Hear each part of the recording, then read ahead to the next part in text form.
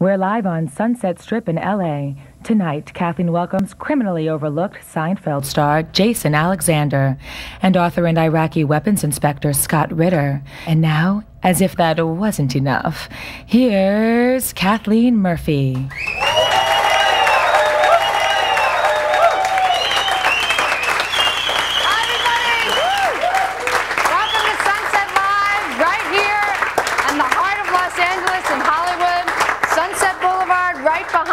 All the limos starting to line up in front of the Sky Bar. We got the Viper Room right around the corner. We got the Sky Bar right around the corner. We're right in the middle of everything. We are coming to you live every night right here from this space that used to be a restaurant, actually, and we have made it into our home. We have friends and family that are all here tonight, lined up. Look at them, all scared, afraid they're going to get called on. Look at you. How are you? You couldn't be any more stiff. Sorry. Okay.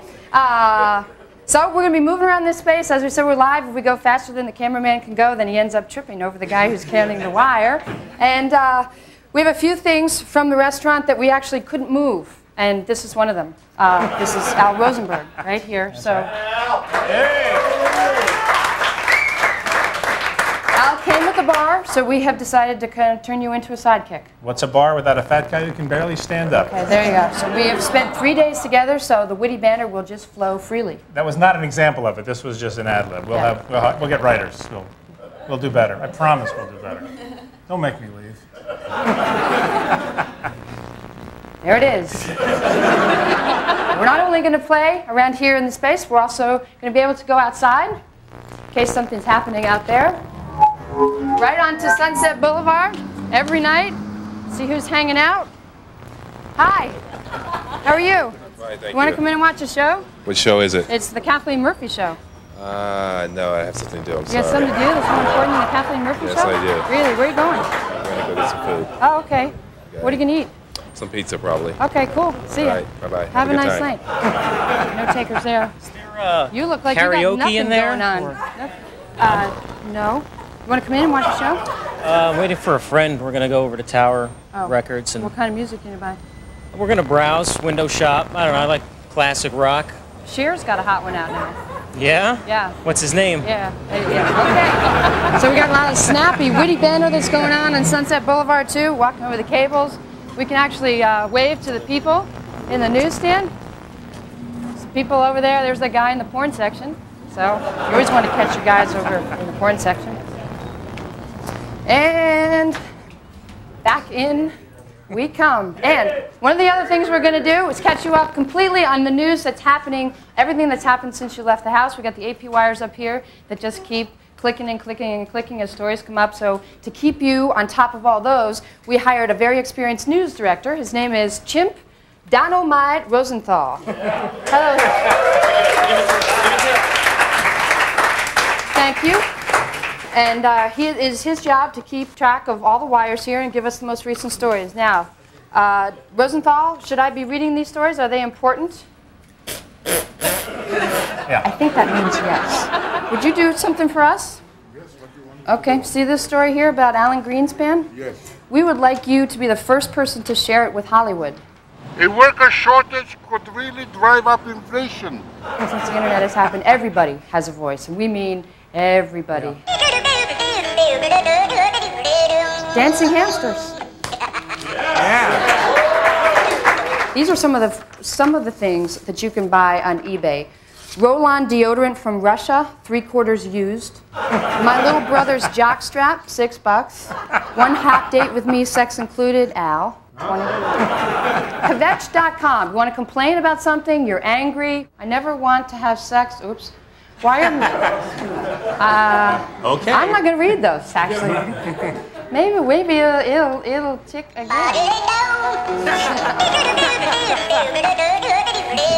Thank you to the audio guys for saving my ass. Okay. Welcome back, everybody, to Sunset Live here on Sunset Boulevard on a wonderful Friday night. Please welcome Jason Alexander. Hiya, nice to see you.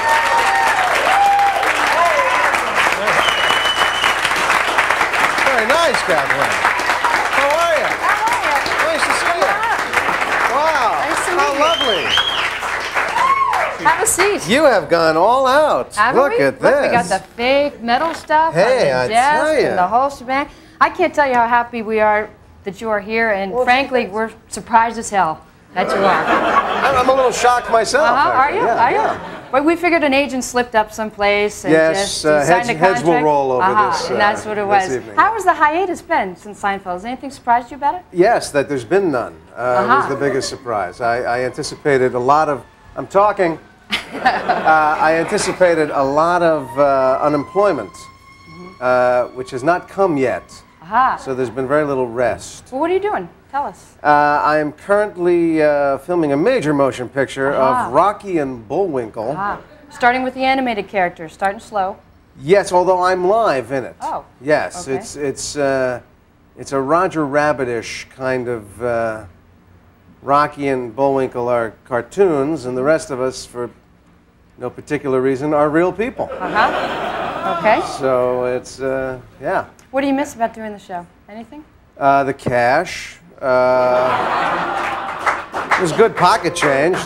No, we miss. I think we miss. You know, just kind of playing. The four of us found ourselves endlessly amusing, and we would just giggle a lot every day. You know, and that was kind of the nicest part of the job. So was it just like that all day long, just working all day long, or did you take your work home with you? Did you live and breathe this character for the whole 9 seasons? I'd be a divorced man if I lived in Britain's game. No. George pretty much got parked at the door every day, except for the baldness. What would George be doing now? What happened to George? George is languishing in jail. He's somebody's wife at this point. He's whatever he can do to survive. Did you see Shawshank Redemption? I did. That's probably the George Costanza story right there. Okay. I don't know if a lot of people know this. I'm sure you've heard about this a million times. But this was the actual focus group report for Seinfeld. Oh, sure. After the first couple episodes? No, number one. Number one. Yeah, made a pilot and people reacted. And you actually big. made it into the report yourself. Well, yeah. I was a pivotal part of the show. And it says none of the supports were particularly liked. The supporting cast for Jerry. Yes. And viewers felt that Jerry needed a better backup ensemble. George was negatively viewed as a wimp who was only mildly amusing. And here's the best line of all. Over the short term, Dear John is clearly a better choice for 9:30 on Wednesday. Basically because Judd Hirsch is not a wimp. And I think it's Well, now that you're producing and dealing with a bunch of actors, do you take this kind of No, negative... I've never understood this stuff. It also said other things. Eventually, you know, one of the things that we heard was the show was too hip and too urban and too Jewish. And I always wanted to know, where was the Jew question on the thing? You know, 10 being way too Jewish, 1 being not enough Jew. Where was that question on the sheet? Do you still get nervous at all when you perform? Sure. Do you? Sure. What do you say to yourself? Hey! What do you... Oh, you have a note there. I'm sorry, I didn't mean to interrupt. This is Rosenthal. How are you, Rose? Info? Oh, actually, you know what? It says it's got your name on it. Oh, it's for me? Yeah, oh, gee, so. thank you so much. Thanks, Rosenthal. Jason, that's probably me. Hi, Jason. My name is Rosenthal. When I scratch my ass, I get a gummy bear. And then it goes on to ask, what do you get? I love that. You know, I did a movie with an orangutan, and I tell you, they're a ton of fun to play with. Well, I got to tell you, I mean, this staff here is, we've talked about it, we think there's just no way that you should never have gotten an Emmy for your performance on Seinfeld. That's very sweet.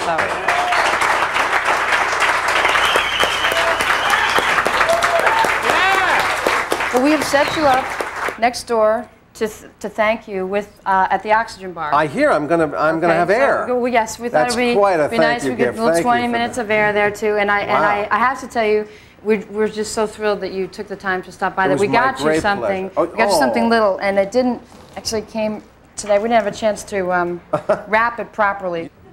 Well, gee, thanks. Should I open it here and now? Sure. Michael Duffy. Okay. Oh, look.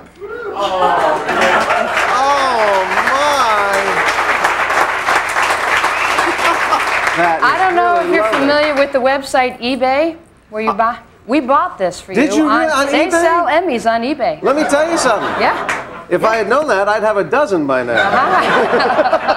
This is very nice. This is authentic regional Emmy. This is a letter from the owner, and appropriately enough, this is his resume. So that came with us. You're not kidding.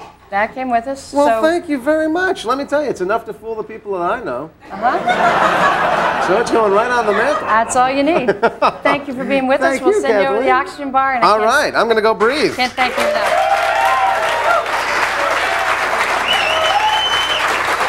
Yeah.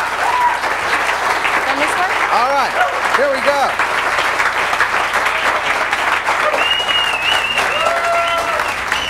Send you up and down around. All right, thanks so much, Kat. Here we go. And then, now someone's going to rob me from my Emmy, you know that. All right. Got an Emmy now, Emmy Award winner. You don't have to wait for a light either. You want to carry the box? Oh, sure. Thank you very much. Don't go far with that, because I know where you live. So.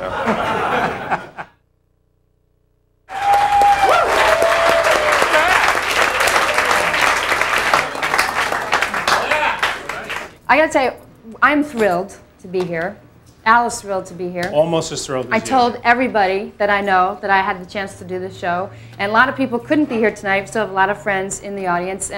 So we set up a little phone machine so that people could call me and sort of wish me good luck and share their enthusiasm for me and things like that. So I'd like to share some of those with you, if I could. So we're going to hear some of the messages. Let's take a listen to one.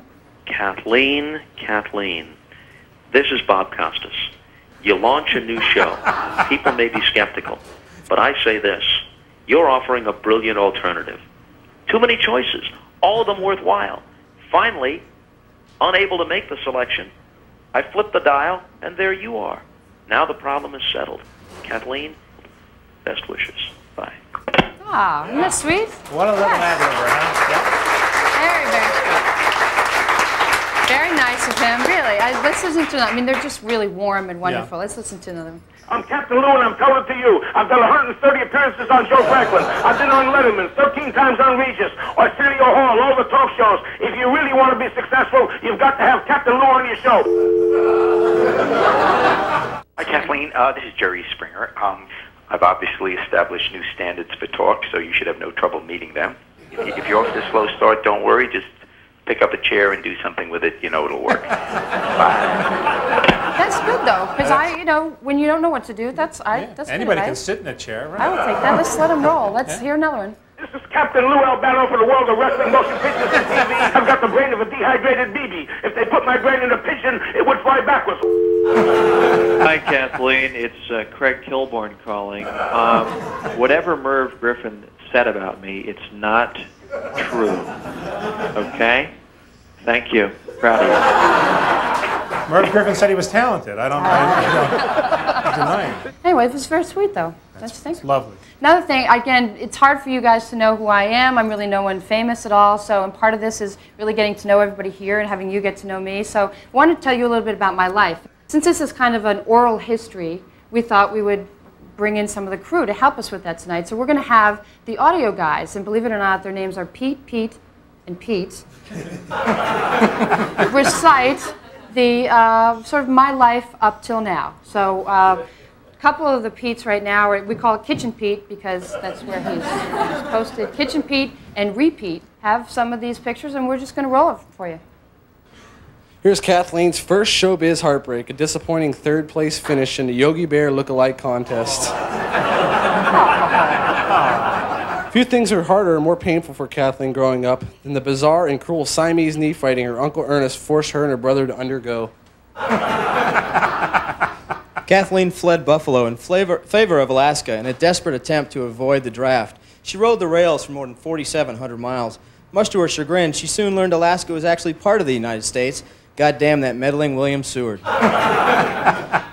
Here we see Kathleen at an Asian restaurant convention in Vegas, where she was voted Miss Monosodium Glutamate 1988 for the second year running. The third Pete cannot leave his post. We call him Master Pete. He's back in the control room, so we're going to give him a second just to go find Master Pete. Look at, they're working in the dark. Wow. That makes sense. Just like us. And he will have a little bit more of the Kathleen Murphy story. Ah. There he is, Master Pete. Okay, you want to finish it up? Sure, I'd be glad to. Okay. Okay, here is Kathleen with her first fiancé, Father Pat.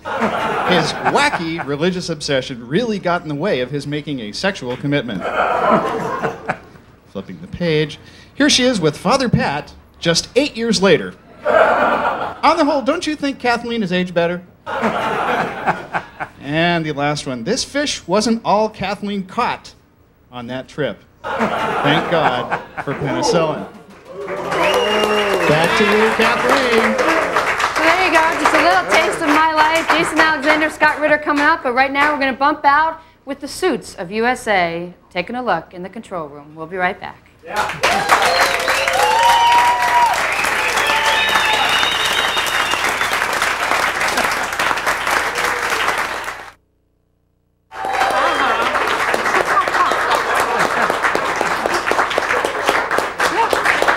That's my boy, Rosenthal. Welcome back to Sunset Live, everybody. You know, I have to apologize because we tried to check in with the weather a little bit earlier in the show, and we had some audio problems. We hopefully have those fixed right now. So on our weather patio, I'd like to introduce you to Hale Doppler, our weatherman. Doppler. Thank A you, lonely voice in the night. Hale Doppler. You can join in. Thank you, Hale Doppler. There you go. Hale Doppler. Okay. It'll be worth it. Hale, take it away. What? No, I'm doing a weather report. No, I'm not Meatloaf. No, I'm not lying. Why would I lie about being Meatloaf? Oh, I'm Meatloaf. Hey, listen, punk. No, don't skate away from me. I'm gonna get my El Camino. I'm gonna run your ass down. All right. They're the suits in the control room. They're certainly chuckling. I saw them nodding, didn't you? Just a little bit. That's like Rosenthal. He's doing a little suit imitation. Rosenthal. There we go. I smell promotion. You know, again, I'm sorry. That's the head of programming. I promise you we will get you the weather before the end of the evening. Now, another thing we wanted to do is introduce you to some of our neighbors right here on Sunset Boulevard. We are right in the middle of it. As I said, we've got the Viper Room around the corner of the Sky Bar. And right next door to us, we have a very unusual bar that is owned by Woody Harrelson. We just sent our good friend Jason Alexander over there. But I want to introduce you to, we're going to take you around. This is the Oxygen Bar. Hey, Kathleen. Hey, and this is Dr. D, who is one of the owners. Nice to meet you guys. With Woody Harrelson. Doctor, what kind of doctor are you? I'm a medical doctor and a naturopathic doctor. Sure you are. Okay. And how did you come to be part owner of the Oxygen Bar? Actually, just got Woody on some oxygen, and he got buzzed, and he said, I want to do it. Dr. D, how much oxygen did you give Woody? That's between me and him, but it was a lot. Okay. All right. Can you show us around a little bit? Can you give us a tour? We're actually coming into the oxygen room now. Hey. And somebody... Welcome to There's Shanghai. our boy with the hookah. Jason! I've reached a new level of consciousness here. I am sucking on a passion oxygen. Aha. And Kathleen, I can tell you from across the street, I'm pretty aroused. But wait, this is the best part, Kathleen. Now wait. This is the killer. You see this water? Do you remember your science? What is the thing for water? It's H. 2 O. This is H. 3 O's. I'm not kidding. You're having a problem with the digits. They put more oxygen in this water. Aha. I asked them how they did it. It was like, remember the prune commercial where they got the pits out of the prunes? And then we said, how do you do it? And they go, we do it. I said, how do you do this? They go, don't worry about it. We do it. There's more oxygen in this. I'm drinking an extra molecule of oxygen in here. Hey, Kathleen, what does it cost? Is it expensive? Yeah, how expensive is it? Yeah. How expensive is it? Because I'm comped as I am in most places. Oxygen is $13 for 20 minutes. $13 for 20 minutes of regular old breathing? I didn't make that up. That's what Woody... Oh, blame it on Woody. Yeah, blame it on the co-owner. Actually, they're charging like $20 in Toronto, so Woody wanted to do it cheap as possible. Canadian Air, that's a lot more expensive. They have a black market for oxygen up there. So, Jason, honestly, do you feel any different? I'll tell you what would be different. Here, swing around. See, that's my next stop, right over there. And that's where I'll start to feel a little different. Because when a man's hands get on me, you know, I'm a pretty happening guy at that point. Well, Jason, if you'll do us a favor, we got Scott Ritter coming up. You want to throw us the break? Yes. Oh, hey, ladies and gentlemen, stay by right there for my good friend Scott Ritter. Who is he? Scott Ritter? Hey, stay by for my good friend Scott Ritter coming right up.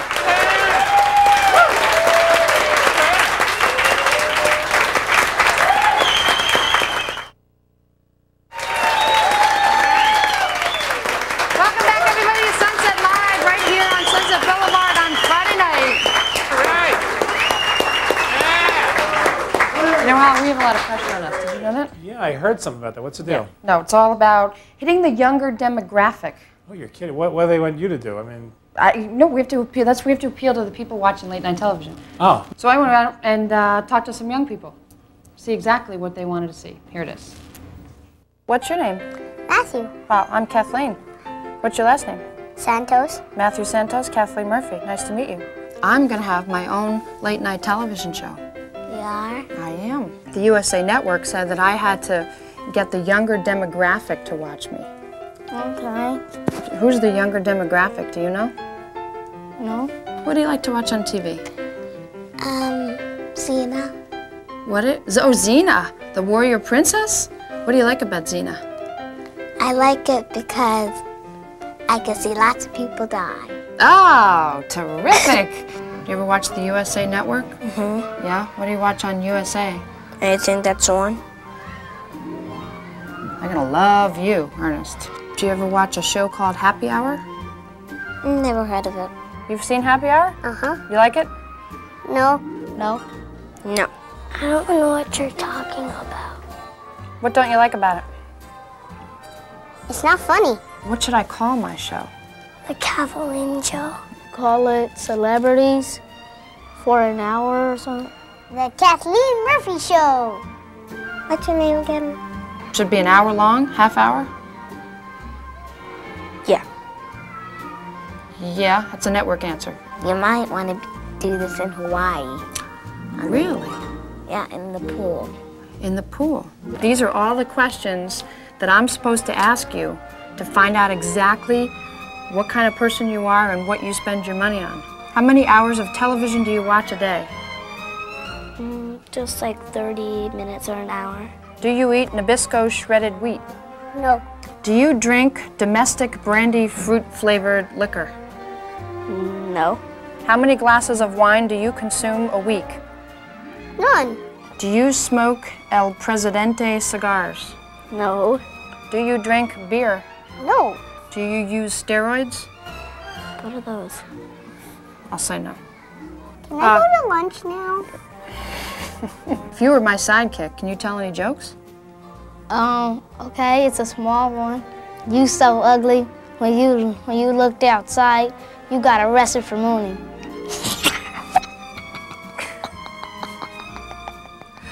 What are you laughing at there, Evan? My joke. Shall I interview your teacher? Yeah? What should I ask her? What kind of shoes she wears? Where do you get your shoes? Where do I get my shoes? At the mall, basically.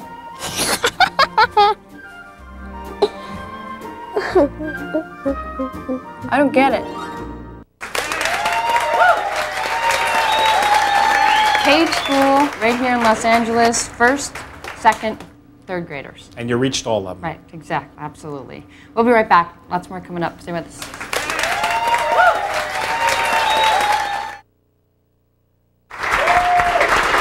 Welcome back, everybody, to Sunset Live. Jason Alexander here, fresh from the Oxygen Bar. You probably haven't met our next guest. No, I haven't. Okay. He was a member of UNSCOM. He was a weapons inspector and an intelligence officer in Iraq, but he resigned in August under great controversy because he was disappointed with the United States government. Please welcome Scott Ritter.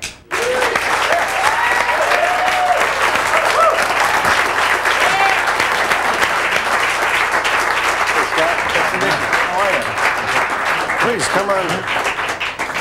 Hey, you. Yeah. Have a seat. Thanks. You went over to Iraq. What was your initial job? The job is to verify Iraqi compliance with Security Council resolutions calling for their disarmament of weapons of mass destruction. Mm-hmm. But it was mostly intelligence to begin with, but then it turned into something much more aggressive, yes? Well, when I was brought in several months after the initial resolution, when it became clear that the Iraqis weren't complying. So I was brought in to create an intelligence capability. Now, how did it become clear? We had weapons inspectors find an Iraqi nuclear weapons program that they had failed to declare. So actually, we have a little bit of tape. We can take a look at that right now. Okay. I request that you contact Mr. Tariq Aziz and tell him that you are in the process of scrapping the joint program of action. I am not in the process of scrapping. If you don't give us immediate access in there, it's going to be null and void. Do you want that on your shoulder? Do you want to harass? No. Every inspection you want to harass them. You want to harass them, and you want to take our dignity. A false accusation. So I want to conduct an inspection. So what is your justification then? I have to provide you with no justification. Immediately. Oh, Scott, you rule. Kick ass. Why not? I mean, it's an indelicate question. Why not kill the guy?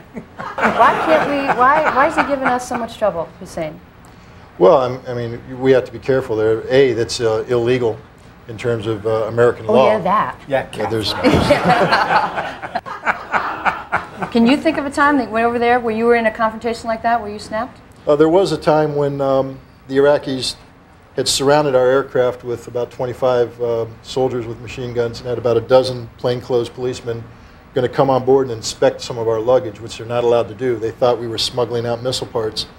And the head Iraqi secret policeman and I were having a spirited discussion about how he wasn't going to get on the airplane. And he leaned over and he said, "Mr. Ritter, you think you're the law in Iraq?" And he patted his pistol. And he said, "This is the law." And that's when I snapped, and I basically got in his face and asked him if he was threatening to shoot me, then shoot me. And I was, "Shoot me, shoot me." And he was sitting there staring at me, and I said, "If you're not going to do it, don't you ever threaten me again." And he said, "Okay, I got the message."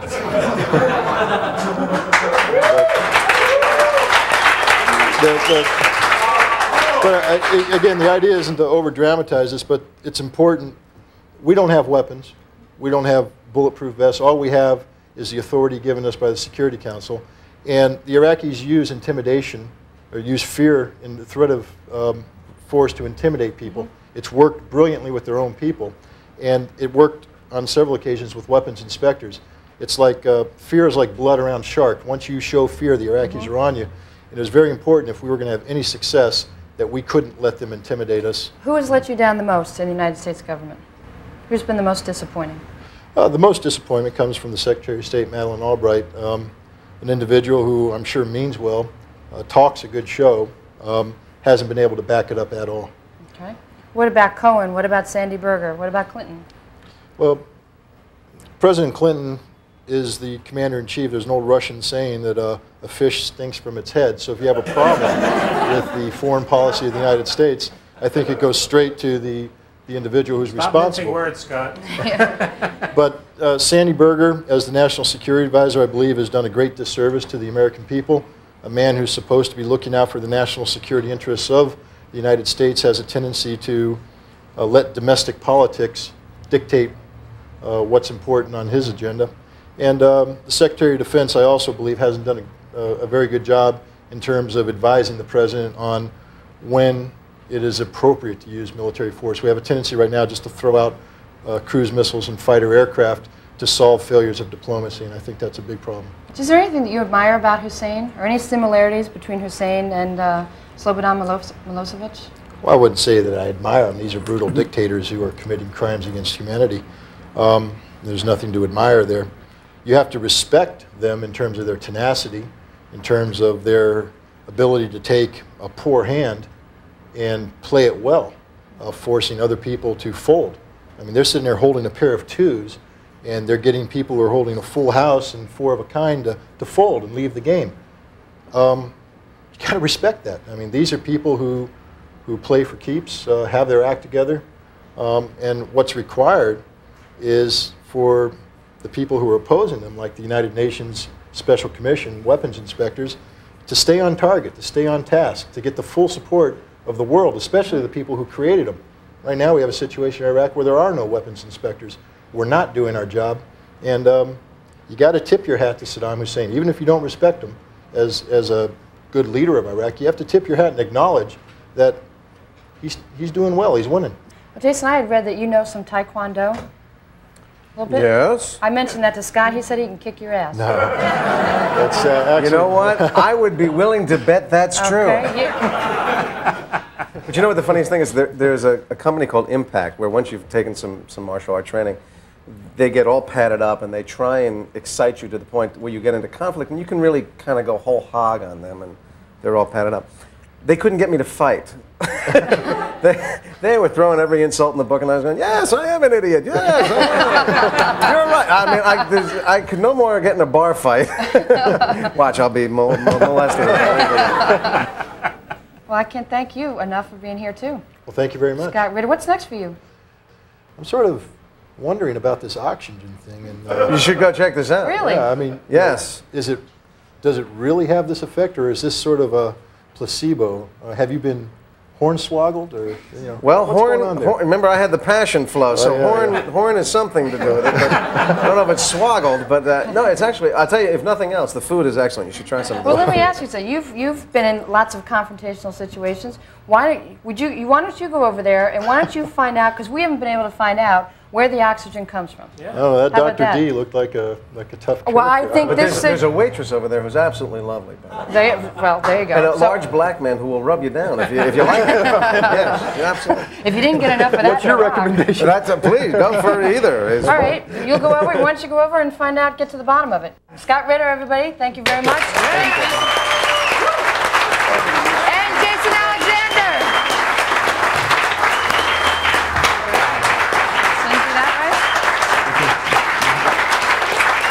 Stay with us. We got more coming up. Welcome back to Sunset Live on this Friday night, right on Sunset Boulevard. We sent Scott Ritter from Unscum over to the oxygen bar to get to the bottom of where the oxygen came from. Scott? Hi, Kathy. Okay. You there with Dr. D, huh? I certainly am. You think Dr. D's a real doctor, Scott? Well, I haven't seen the certificate on the wall, but I have no reason to doubt his credential. All right, Scott, do your thing. Where's the oxygen come from? Well, the oxygen actually comes from this room. The oxygen is recycled. It's taken through a machine where they take out the nitrogen, the hydrogen in the water, and get it down to about 95% pure oxygen. Come on, Scott. And then they insert it back into purified air so that the people who are breathing get the real deal. You don't buy that for a minute, do you, Scott? Well, again, I do not have the ability to verify. I asked for a tool that we could go to the machine and test the oxygen level. We don't have the tool right now. So I'm operating on the good word of this fine gentleman here. Ah, so you're believing Dr. D. You're taking him at his word. Again, I'm merely restating the facts as given to me. You sound like a diplomat from the United Nations, Scott. I'm well trained in the School of Diplomacy, and I'm doing my best. There's a lot of people here who believe in this treatment, and should I diss it here, I don't know if I'll be able to get out the exit. So. All right, Scott. Scott, you're still a man who has not tried oxygen, so how can you say that? Again, without verifying you the can fact that verify there's right now. Let's go verify. Well, I'm game. Let's go. Okay, let's go. If it was good for Jason Alexander, it's good for me. All right, we're going to check back in with Scott in just a second. But I got to say, finally, I know this is what you've been waiting for. Yes. Try again. Yes, definitely. Okay, we're going to check in with Hale Doppler. Hale Doppler! Finally, we've straightened out all our audio problems. We are finally to the point where we can check in. We will send you home with the proper weather. Hale, can you hear me? This is a classic. This is a classic. You know what's a classic? Me doing weather in a parking garage wearing a stupid pig hat. This is a classic. Let me tell you, folks. You know I'm wearing this pig hat? Because the Women's Auxiliary from Fort Smith, Arkansas sent me this to celebrate the old Root Hog and Die Festival, where we show there's other things to a pig than bacon and ham. Yeah, you know what other things there are? There's stupid plastic pig hats. That's what there is. Hey, I'm tired of this crap. I'm not on the network in the morning. I'm in the parking garage at night. I don't need to do this kind of festival stuff. I don't need to say hello to 100-year-old people who are going to die before they hear about it, all right? What I need to do is tell you folks, there's not everything in the festival. There's things we don't do festivals for. Hey, include Texas. No mosquito festival. That's a pest. You kill it, you don't festival over it. Hale, Is there any weather you can tell us about? Weather? You know what I'm hoping for? I'm hoping for Twisters. It hit every festival that's happened this weekend. The Garlic Festival, the Blueberry Festival. Come in, rip away the pies, rip away the corn dogs, and take away those scary machines, those carnival rides, those strange, ugly carnival people doing them. Take rid of all of them. Hey, Hale, why are you so hostile? Why am I hostile? Hey, you've never been persecuted as a Cajun. A Cajun American, they've been run over this whole country. We don't like our food blackened. Why don't we cook it blackened? Because we burn it as fast as I can because we're eating it on the run. That's what we're doing. You don't want me to get rid of my I had to get rid of that so I'd have a You can't tell the weather in Louisiana. They don't need weathermen. They can tell by the bumps on their ass. Feel up, it's gonna rain. Feel up, it's gonna be sunny. I don't got bumps on my ass. All I got is my looks. Weather from Hale Doctor, everybody. Stay with us. More Sunset Live coming up.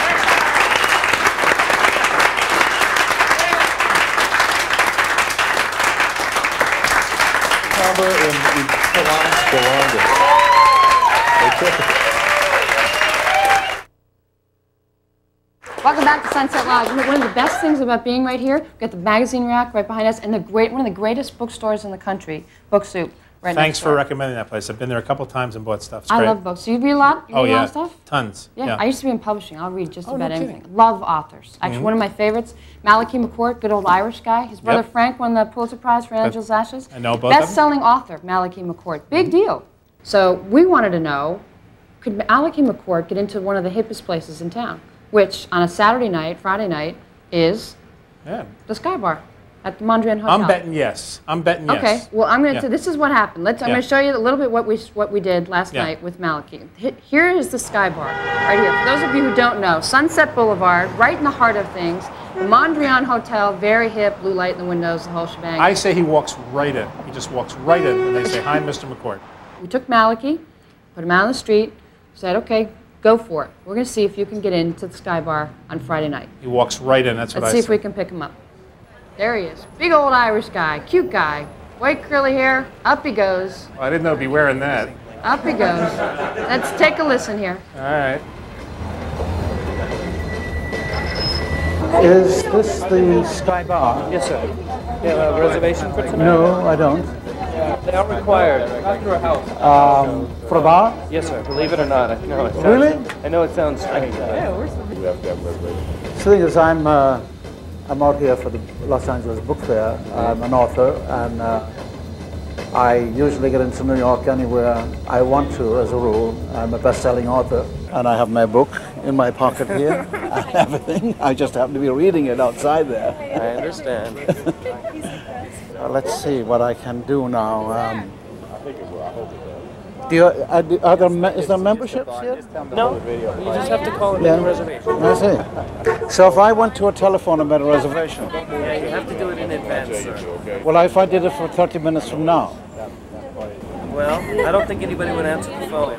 Now, if somebody very famous came along. That's a different story. It is. I mean, if of course. Leonardo DiCaprio walked up here now and said, "I'm coming in." They also have what they call a permanent reservation. I see. I see. Those gentlemen are on a permanent reservation. And if Mother Teresa came, would you let her in? She passed away. Yeah, she did, but suppose she came back. Okay, thank you. Enjoy your night. Turned down. Denied. I'm staggered. Sweet little man. And he just churns along. But it gets worse. Not only that, Tom Sizemore, actor. The actor, yeah. Okay, you'd know him to see him. Turns out he'd spent the entire afternoon, maybe, at the Sky Bar. Take a look at what Tom Sizemore had to say to Malachi. You are in the wrong place. What's going on, man? Oh, that's warm. And nice hat. So not only this poor little guy, he can't get in to just have a drink at the Sky Bar, he gets abused by a bad sea-level actor. You're being kind, see. Who was in Species. He's always like the third guy to get killed. Tom Sizemore. Right? Yeah, you're right. Okay. Never the second. We figure, all right, what's going to get the guy? What in this town is going to carry enough weight to get this very distinguished gentleman into this hip bar in Los Angeles, right? No clue. All right. So we got a little letter. Somebody that carries a lot of weight here.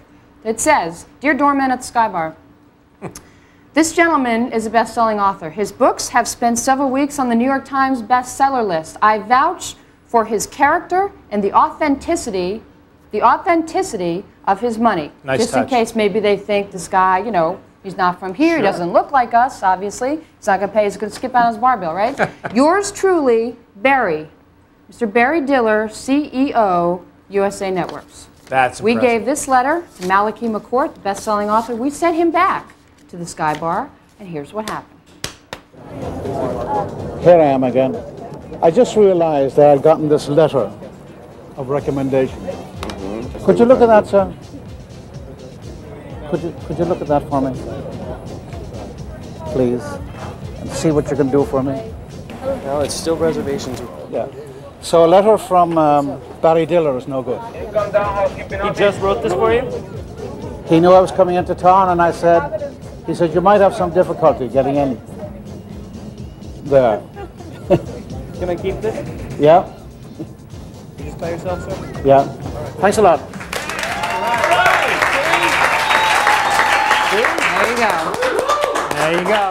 That's what it takes in Los Angeles. A little piece of paper from somebody important, With the right name on it. signed by me. We'll be right back. More to come.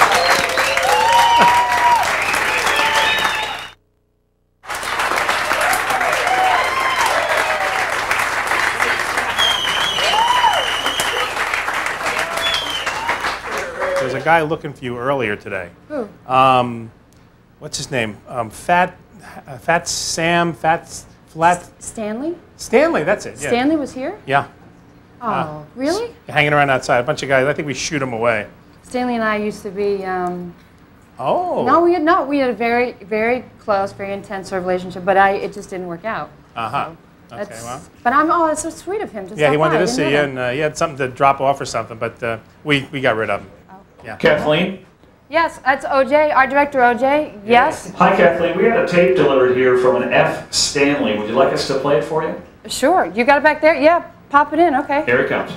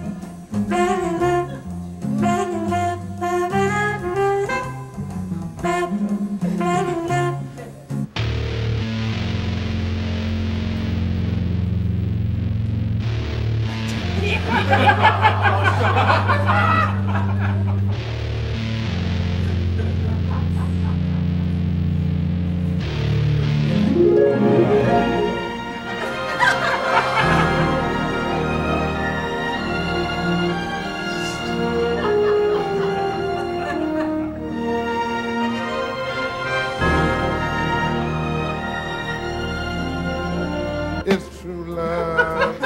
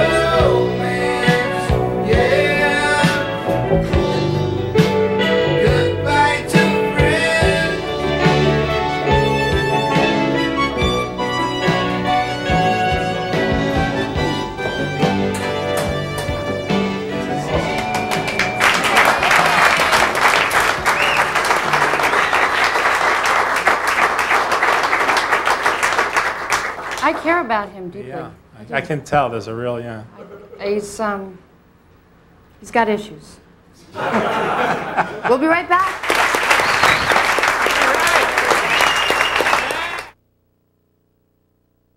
Thanks for joining us, everybody. This has been Sunset Live, and we will see you next time.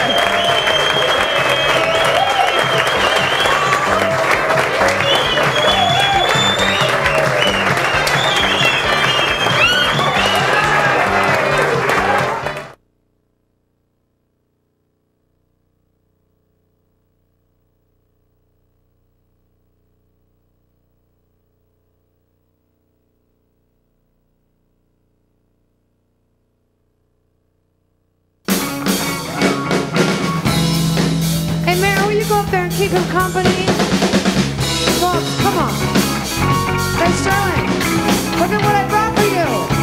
This nice girl. Come up here and dance. Yeah. Oh, this is getting started now, boy. You want to dance up here for me? Come on, get up here and dance. Oh, very nice. Very nice. Yeah, baby. Yeah, baby! Oh my God! We haven't seen it.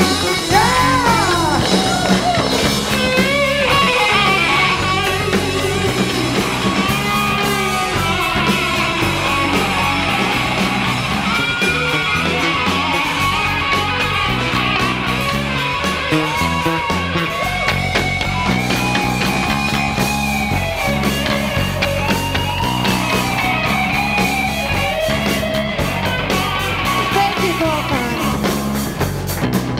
All right, bring it down a minute. Quiet it down.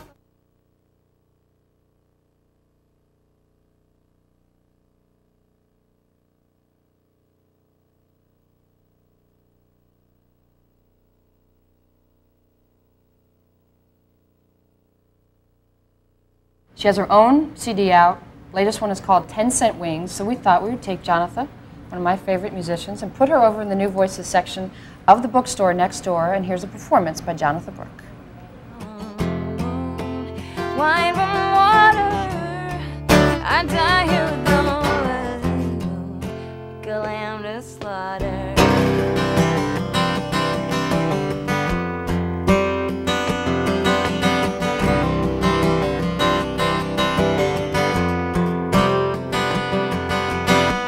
Silence has become our only currency. You pay me and I'll be sure to pay you back. Step away till you've crossed the jagged border. May shift beneath the border. I got all your history, keeping track, blood from a stone. Wine from water, I die here with no only daughter, blood from a stone. Wine from water, I die here with no.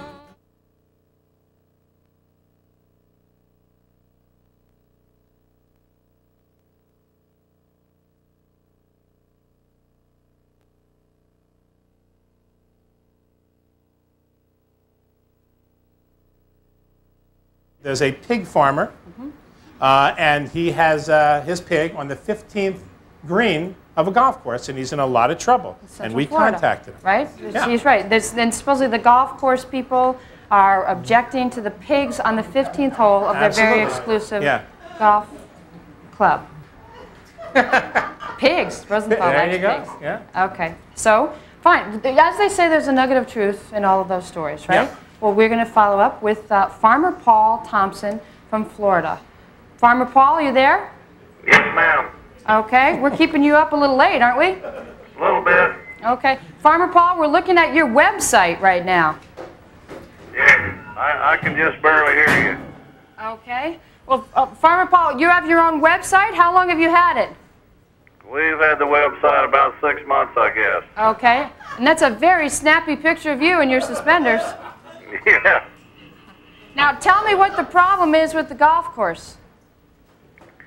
Well, They just built a golf course next to my pig farm, and they think they decided to take all my rights away and my freedom. Okay. Now It's not working too good for them. I understand that the pigs are kind of fans of music. Well, I listen to country music, and the pigs have no choice about it. Okay. But And we have scientific proof from the University of Florida that says playing music for pigs or any animal, as far as that goes, enhances the tenderness of the meat and reduces stress. Oh, reduces stress for the pigs. So your pigs are happier when they listen to your country music. Yes, ma'am. And how, Farmer Paul, can you tell that the pigs are happier? Ma'am? I can't hear you. How can you tell that the pigs are happier, Farmer Paul? Well, instead of running around, running fat off, after they feed, they lay down and don't move around near as much. Maybe they're just fat. Well, that's possible. All I'm telling you is what the University of Florida found out in their studies. Okay. Now, exactly what kind of music? Do they have a favorite? Favorite song? Favorite performer? No, ma'am. I just play country music on a WIRK out of West Palm Beach. West Palm Beach. Well, we got to tell you, Farmer Paul, they are absolutely beautiful swine. You should be very proud. Yes, ma'am. Yes, ma'am. Okay, so what's the next step with the golf course? Well, I don't know. The attorneys, they keep fighting about it in court. Okay. You have a favorite pig? You name your pigs? No, ma'am. No, ma'am. Okay. Why don't they just make the style like a hazard and let them shoot around the pigs? Do you play golf yourself, Farmer Paul? Ma'am? Do you play golf yourself? No, ma'am. No, ma'am. Okay. Well, thank you very much for sharing us. We've been looking at your pigs while we've been talking to you. Yes. Yes. So we wish you all the best of luck. Okay, well, thank you for your support. Of course. Good night now. Good night.